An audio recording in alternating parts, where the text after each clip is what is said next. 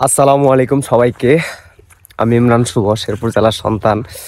তো আসলেই আজকে দেখছেন কুয়াশার অবস্থা, মানে এতটা কুয়াশা পড়ছে এই সকাল সকালে, মানে বলার মতো কোনো ভাষা নাই।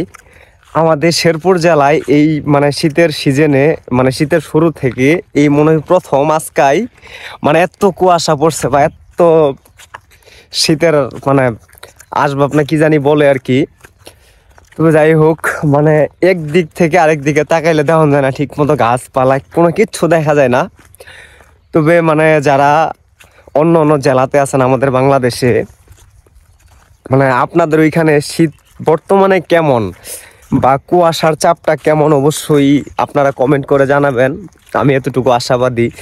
আর আমাদের শেরপুর জেলায় যারা আছেন তারা অবশ্যই মোটামুটিভাবে জানেন যে আজকে বর্তমান অবস্থার মানে কুয়াশার ইটা কেমন। তবে যাই হোক, সবাই কমেন্ট করে জানাবেন।